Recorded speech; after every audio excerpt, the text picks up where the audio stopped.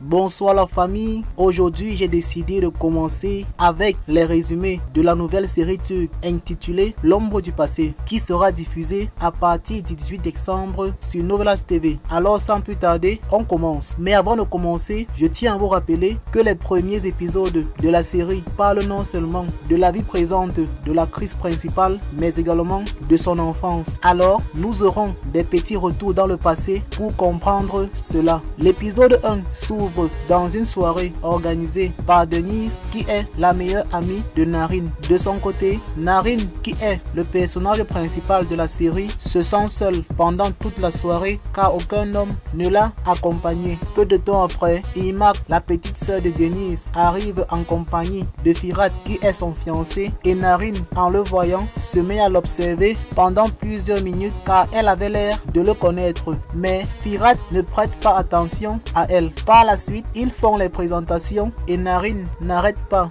de regarder Firat avec étonnement. Peu de temps après, elle se met à lui vomir dessus, inconsciemment, car elle ne se sentait pas très bien à cause de la grande quantité d'alcool qu'elle a consommé. Denise, voyant cela, décide de l'emmener dans la chambre. Peu de temps après, Firat se rend dans la chambre où était allongée Narine et il se met à l'observer pendant qu'elle était en train de dormir. Et après avoir passé quelques instants dans la chambre de Narine, il s'en va. Peu de temps après, Narine ouvre les yeux et elle se met à penser à son enfance. Et celle-ci était en train de rentrer de l'école en compagnie de sa petite sœur Sadi. Elles arrivent alors à la maison et elles voient leur mère allongée sur le lit avec des blessures partout sur le corps et ces blessures avaient été infligées par leur père qui est un homme colérique et très violent. Narine, voyant sa mère dans cet état, fond en larmes. Peu de temps après, la mère de Narine est conduite à l'hôpital à l'aide d'un taxi et Narine n'arrêtait pas de pleurer.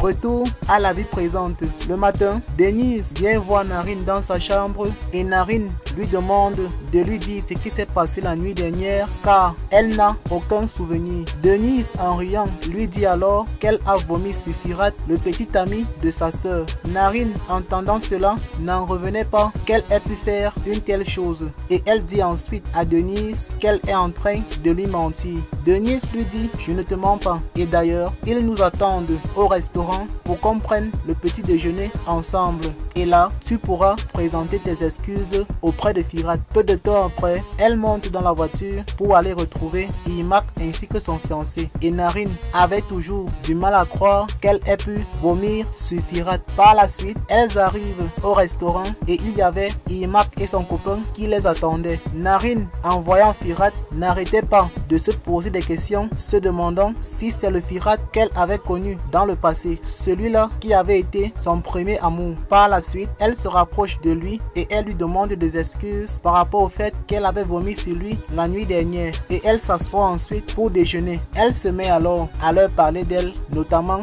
de ce qu'elle fait dans la vie. Peu de temps après, pendant que Denise et Irmak étaient en train de discuter, Narine et Firat ne faisaient que s'échanger des regards passionnants. Pendant qu'ils déjeunaient tous les quatre, il y avait certains hommes assis à une autre table et ceux-ci étaient en train de les espionner. Par la suite, Narine se lève et elle leur dit qu'elle revient un instant. Elle se rend alors aux toilettes et elle se met une fois de plus à penser à son enfance difficile. Et après que leur mère soit partie à l'hôpital, Narine, sa soeur et son grand frère sont partis rester un instant chez leur oncle Erdogan. Et sa petite soeur Sadi était toujours en pleurs malgré le fait que son oncle Erdogan lui demandait de se calmer.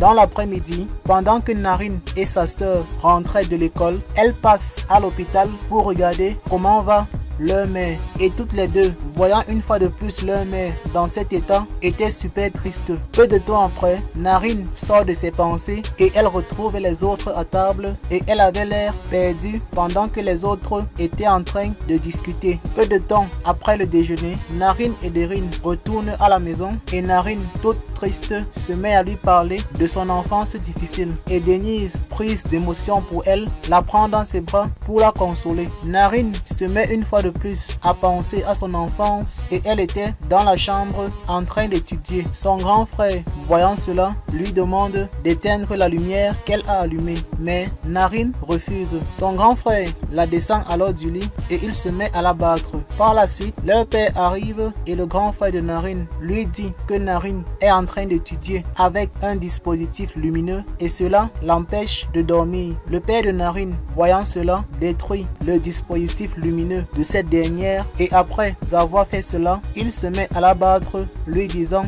qu'elle va arrêter d'aller à l'école et qu'elle va maintenant aller travailler et lui rapporter les revenus de son travail. Le grand frère de Narine, voyant comment leur père était en train de battre sur elle, était super content. Peu de temps après, Narine sort de ses pensées et elle se met à discuter avec Denise à propos de sa famille. Elle lui dit alors que c'est comme si sa soeur et son frère sont morts et ont été ressuscités dans une autre vie. Par la suite, elle lui dit qu'il faut qu'elle cherche à avoir des nouvelles de sa petite soeur car elle lui manque beaucoup. Denise lui dit ne t'inquiète pas, nous allons la trouver et elle lui demande ensuite d'arrêter de vivre en s'apitoyant sur son passé. Quelques heures après, Narine, qui a pour profession avocate, se rend au boulot et elle discute avec son boss par rapport à une nouvelle affaire dont il veut qu'elle ait la charge.